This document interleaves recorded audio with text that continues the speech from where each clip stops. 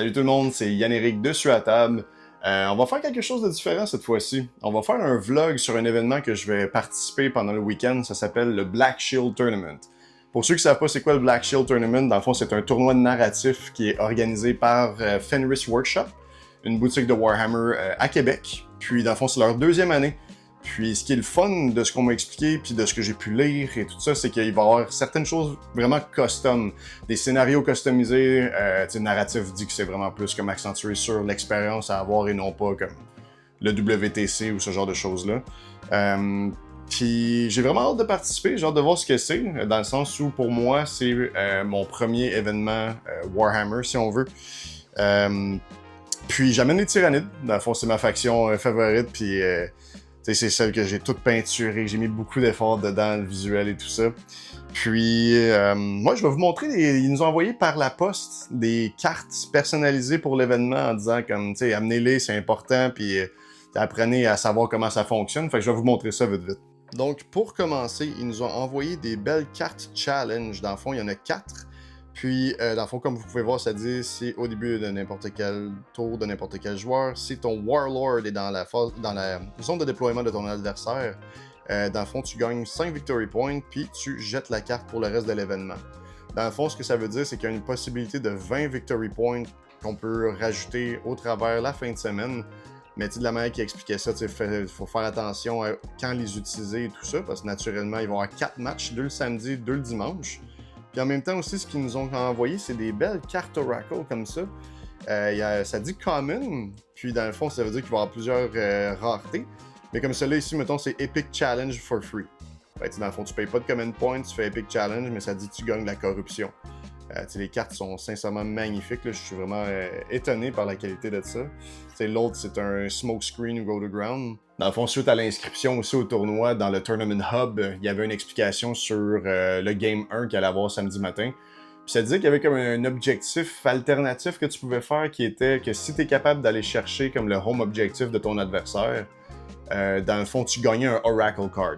Fait que, veux pas, comme on avait vu, c'était écrit Common sur les deux cartes. Fait que, veux pas, s'il en donne de plus, ben là, ça se peut que ce soit Unco, rare, puis là, ben, ça va être le fun, parce que déjà, les communes, c'est des stratagèmes gratuits.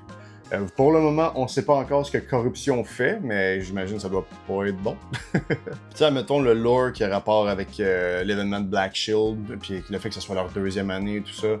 C'était grosso modo, c'est qu'il y a une légende comme quoi que le village de Fenris, depuis des siècles, dans le fond, sont affligés par ce qu'on appelle le Black Frost, qui est comme une tempête ténébreuse qui venait comme amener des créatures, genre, puis un vent de folie. Pour survivre, les habitants, ils ont créé ce qu'on appelle les Black Shield pour essayer de les protéger, de protéger leur village, jusqu'à temps justement qu'il y ait une femme qui soit partie du village puis qui est revenue avec un artefact spécial qui s'appelle le Black Shard. Le Black Shard, dans le fond, est capable de repousser l'invasion ou peu importe la menace. Dans le fond, l'oracle qui a ramené l'artefact, le Black Shard, dans le fond, a été transmis à un héros pendant qu'elle devenait comme l'oracle officiel du village. Puis, dans le fond, à chaque année, il host un tournoi pour pouvoir trouver la prochaine personne qui va porter le fardeau d'avoir sur lui, si on veut, le Black Shard, parce que ça agit un peu comme le ring dans Seigneur des Anneaux, où est-ce que ça corrompt l'âme, donc c'est pas fait pour être porté par une seule personne. Fait qu'il host des tournaments pour savoir qui est assez digne, puis qui est capable justement comme de pouvoir supporter ce fardeau-là et de protéger le village. Ce qui est drôle pareil quand tu y penses avec ce scénario-là, c'est que tu sais, bon, c'est narratif, c'est le fun. Honnêtement, tu sais, si vous êtes capable d'aller sur leur site puis lire le story qu'ils ont fait, c'était assez nice pour vrai, c'est comme une histoire de quelques pages, puis c'était très intéressant à lire. Mais tu sais, quand tu regardes ça d'un point de vue où est-ce que tout le monde peut arriver avec son armée, tu sais, moi avec mes tyrannides, mettons, là, tu sais, c'est comment comment tu transmets ça dans le lore, dans leur lore, tu sais, comme, ouais, les nids se pointent, puis ouais, let's go, man, le Black Shard, on est dit, c'est comme, j'imagine juste dans un pit d'arena, là, où est-ce que t'as comme plein de factions qui veulent prouver leur worth, pis t'es juste comme, quand est-ce qu'on mange, ça? C'est qui est quand le lunch? Fait dans le fond, ça va être mon armée pour ce week-end. Mon 2000 points de tyrannide. On va y aller avec le Invasion Fleet. C'est un bon bread and butter. Alors, on a un petit peu de tout, un petit peu moins axé comme Small Infantry. Dans le fond, on a quand même un bon support à distance. On a un Exocrine, Biovore. Dans le fond, veut pas. Même Screamer Killer, son Screech est quand même intéressant. Swarmlord aussi. Northern Emissary, Tyrannofex, Neurotyrant avec les Zoanthrope. Dans le fond, les Barb Guns, j'aime beaucoup les Barb Guns personnellement parce qu'ils sont cheap. Quand t'es pas capable d'avoir un angle sur quelqu'un, t'es fait faire des actions, puis quand c'est une grosse masse, t'es capable de slugger une couple de personnes avec le sustain hit, c'est excellent. Dans le fond, pour ce qui est des synapses, on a le Neurotyrant, les Warriors, on a un Neurolector, on a Swarmlord. Donc on a quelques méthodes, on a le Northern Emissary aussi, on a quelques méthodes pour transmettre le synapse, qui est quand même pas trop mal. À la plupart des games, je suis pas mal sûr que je vais avoir mon lecteur ici en réserve, ainsi que mes gargouilles fraîchement peinturées, maudits qui ont été longues, mais dans le fond, en réserve, ça va être efficace, surtout si dans le fond, la première game, c'est d'aller chercher le home objective. Ces deux-là sont capables d'aller faire ça. Puis, un autre choix personnel, je suis pas mal sûr que c'est pas grand monde qui sont comme moi, là, mais j'ai une brique de 6 Von Leaper, ainsi qu'une autre brique de 3. Je trouve qu'ils sont excellents. Le fait qu'ils aient Fight First, tu les déploies comme au début pour screen la map, puis tu sais, prevent d'autres infiltrateurs, puis si tu te fais charger, ben t'as Fight First, tu charges, ben tu les confines dans leur base, puis ça les barre là. Fait que c'est ça mon armée, j'ai hâte de voir ce que ça va donner. C'est un bon mix de range puis de melee. Pour le moment, on va aller se coucher. L'événement commence à comme 8h15 qui nous explique les règles. 8h20, on joue jusqu'à midi. Après ça, il y a une petite pause où est-ce qu'on peut comme justement luncher, essayer la bière de Fenris Workshop aussi. De quoi de vraiment comme fait de maison, artisanal. Ça a l'air qu'ils ont amené comme plusieurs sortes. J'ai hâte de voir que ça a l'air. Puis, ouais, fait que j'amène ma douce avec moi. Elle va pouvoir filmer l'événement, me porter main forte. Il y a certaines personnes de la communauté sur le Discord qui m'a dit qu'elle allait être là aussi. Ça va être le fun de pouvoir voir des gens. Fait que, on va aller se coucher, prendre des forces, puis on se reparle demain.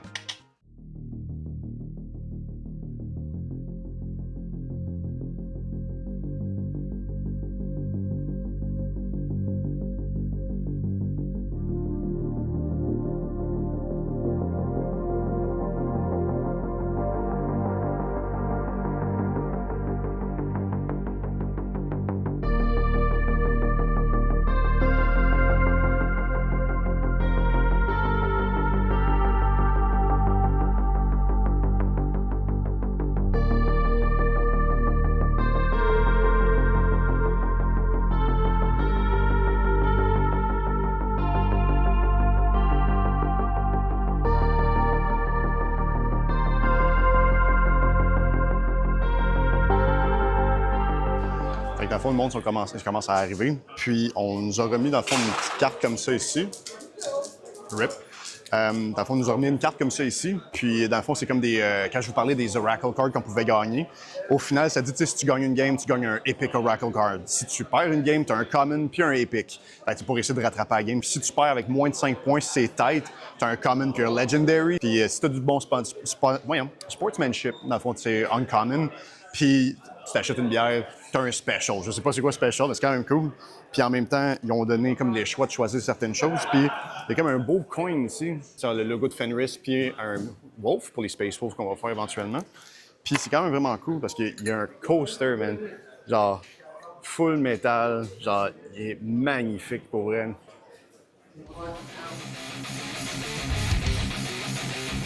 Je veux vraiment repartir avec un de ces trophées-là, même son beau en esti.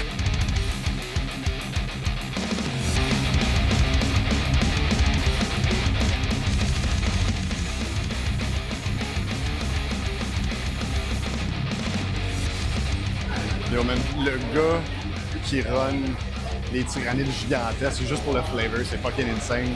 Man, il y a 2 joueurs qui jouent des Baneblade aujourd'hui, c'est assez insane. Damn. Les terrains sont packed sur certaines maps, là. Je viens de savoir, dans le fond, que mon adversaire va être un joueur off pour la game 1. Ça va être intéressant. L'armée de mon adversaire. Les Death Dread. Les Wagon.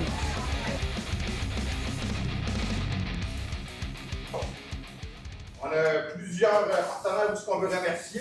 Vous avez sûrement remarqué à la table du centre, il y a différents modèles. Ils vont peut-être servir à quelque chose éventuellement. Tous les terrains ont été prêtés par Junior Morin de Québec, le club Nightwolf. Brasseur sur demande pour toutes les bières Fenris qu'on a. Red Bull. Red Bull qui va donner des Red Bull gratuits. qui manquait un peu d'énergie. Puis François Dumoulin, là-bas, qui a une surprise pour nous éventuellement. Yeah. Puis si vous achetez une bière, vous allez recevoir une belle petite carte sur l'échange. Vous verrez ce qu'il y a fait si vous achetez une bière. Une par bière. C'est une bière. Si tu veux te waster à ma fin et en acheter 26, tu gagnes. Donc l'année passée, quand on a fait le premier tournoi, on ne voulait pas faire une campagne directement des monstres contre les gentils. On voulait raconter l'histoire des Black Shields, que Gabriel avait beaucoup de temps. Gabriel qui a beaucoup de temps à créer son histoire, créer son monde autour de Fenris. Donc oui, c'est des taups, c'est des démons, c'est des knights, tout ça. Mais en fait, ce que vous voulez, c'est l'histoire des Black Shields qui s'affrontent pour être les porteurs de la Black Shard, qui a été remportée par Marc-André.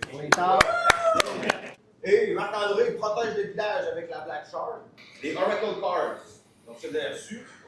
Common, Epic, Legendary. Quand vous l'utilisez, je veux savoir. Il faut que je le savoir à l'instant. Mais juste quand vous allez voir passer, dites-moi, hey, je l'ai utilisé, il y a de l'information de ce que j'ai besoin. Les Challenge of Valor, qui sont ces cartes. Vous en avez reçu 4. On ne donne pas de points pour le Battle Ready. On donne des missions spéciales à la place. Donc, ça peut l'utiliser une fois par partie. Dans le fond, c'est la façon de remplacer les points Battle Ready. Une fois par partie, une des cartes.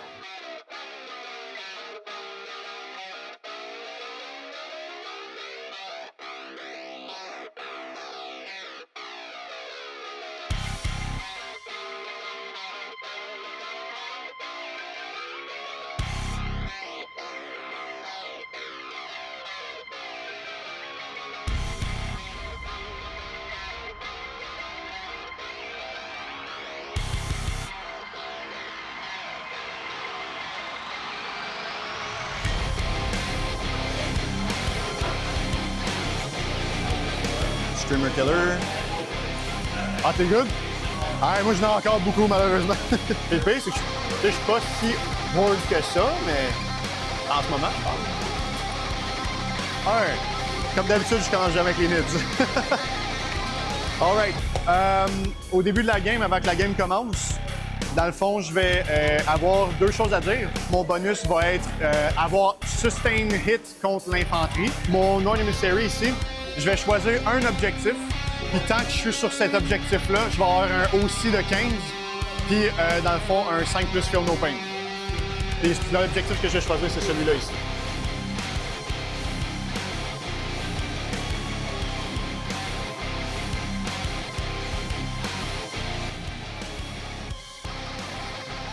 Un petit récapitulatif de la Game 1 pendant que vous voyez le montage. Mon adversaire Emile avait pas mal de véhicules pour son armée orc. Mes 9 Von Ryan Leaper allaient avoir de la difficulté à faire une partie de leur travail, mais que j'aille en premier ou non, j'allais appliquer une menace sur une partie de la carte néanmoins.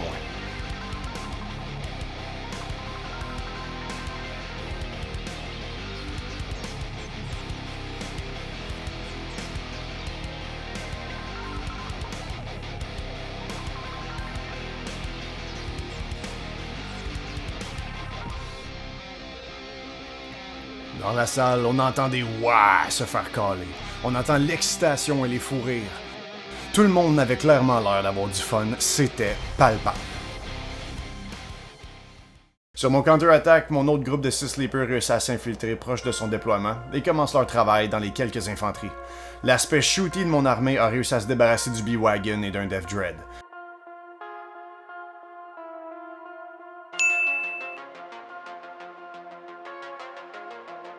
Thraka et ses boys débarquent du B-Wagon et mon Screamer Killer se met à l'action. Un valeureux stand où plusieurs unités des deux côtés survivent à un point de vie. Nous avons tous deux infiltré nos deployment zones, mais mes défenses ont rapidement réduit la menace à néant. Une question de positionnement, focus fire et de mettre les bonnes unités aux bonnes places m'ont valu la victoire. Ouf. Fait que le game 1 est fini. Ça a duré pas mal plus longtemps que prévu. Dans le fond, j'ai réussi à gagner 2 Oracle Cards épiques. Un qui a duré rouler un dé en 1-6. L'autre, je m'en rappelle plus déjà, mais bref. J'ai pas utilisé aucun Oracle Card, aucun Victory Point supplémentaire. Mon premier adversaire, c'est un gars qui s'appelle Emile, il a été super sympathique. Dans le fond, c'est ça, j'ai gagné 75 à 12. Fait que on va au deuxième round puis on essaie de gagner plus. Fait que j'ai eu de la belle visite en plus de Mathieu, votre World Eater extraordinaire. Fait que dans la phase, c'est vraiment le fun. Je suis content qu'il ait pu venir. Il est comme à 1h24 d'ici, t'as dit? Un petit bout, un petit bout. Un petit bout. Fait qu'on a de l'emotional support, fait que c'est parfait. Ouais, fait que ça, c'est ce qui me reste, ben, en fait, tout ce que j'ai. Fait qu'on a des rerolls, on a du add one, puis plein de nouvelles affaires. Ça va être le Battlefield de Game 2. On attend notre adversaire, puis ça part. Les Swordmasters vont affronter les Shieldbearers et vice-versa. Et les Youngblades vont continuer à se rentrer dedans, en espérant se faire recruter par une équipe. Fait qu'on s'est fait faire le topic, dans le fond, pour Game 2. Game 2, dans le fond, c'est la peur. Donc, si mon Warlord touche un terrain peace ou bien qui est à l'intérieur d'une ruine, dans le fond, je deviens corrompu par la peur. Je gagne un Oracle Card, mais on gagne un point de corruption. On vient de se faire expliquer un peu que, genre, moins t'as de points de corruption, le mieux c'est pour le scoreboard. Mais il y a quand même un beau trophée pour celui qui a le plus de points de corruption. Mais après la première game, il n'y a personne qui a de corruption, genre nulle part. Fait que là, dans le fond, mon prochain adversaire, c'est Charles, un joueur de Necron. Dans le fond, ça va être Awakened Dynasty. Je vais vous montrer le champ de bataille vite, vite. Là. Fait qu'on a le terrain juste ici, un peu de Junkertown, des graffitis, des orques. Ça va être une bataille de Xeno dans un environnement de Xeno. Fait qu'on va voir ce que ça va donner. Je vais vous montrer vite, vite l'armée de mon adversaire. Des Necrons absolument délicieux et magnifiques. Game 2 commence. Ceux qui me connaissent savent que je déteste jouer contre les Necrons. Au moins, ils jouaient pas 4++ points lisses avec Canoptech Court. Mais 2 blocs de 20 Warriors, je gardais la combinaison de mon Neurolecteur, Screamer Killer, Exocrine et Barb Guns, et intérieurement, je savais que le Blast et le Shooting Phase allaient aller au toast. Dommage que les Nids peuvent pas manger du robot parce que ça aurait été tout un jello de biomasse. J'ai vraiment été surpris que son bloc de 6 scarabées fasse un roadblock et explose mes 3 Leapers à cause de leur détonation à chaque fight phase. C'était drôle qu'il come and reroll le charge tour 1 sur eux, mais ça a fait sa job. Qui joue contre un Swordmaster, de choisir 2 unités dans son armée, il va faire un Battle Shock test immédiatement. Les deux Swordmaster? Non, je suis un freelancer. Moi aussi.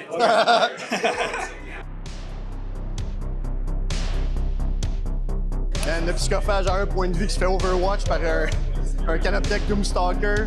3 damage, 2 feel no pain, come and reroll pour qu'il live, and the boy who lives. Malgré que mon Swarmlord a réussi à se rendre dans son home objective et que ça aurait pu me faire accomplir un challenge card, j'ai décidé de la garder en poche pour le futur parce que j'avais beaucoup de confiance en cette game. Comme de fait, après avoir serré la main de mon adversaire Charles, une victoire de plus pour les Tyrannides. Donc, à la fin de game de journée 1, en fait, là, on a quand même 2 wins, 20-0, 19-1. Mes 2 adversaires ont été écœurants, vraiment super sympathiques. Let's go, on represent les nouveaux. Fait que, ouf, what a day, man. What a day. Fin de journée. Dans le fond, ça a été vraiment une game, des games incroyables. Mes pieds sont morts, ça se peut pas. Chicken legs. Dans le fond, mes 2 adversaires, ça a été vraiment cool. Shout out à Emile puis Charles pour game 1 et 2.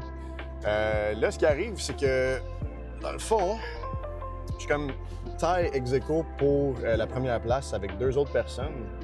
Mais comment est-ce que l'événement fonctionne? C'est que tu veux pas des Shield Bearers, des Sword Bearers puis des Young Blades. Fait que là, il y a comme des camps qui se recrutent mutuellement.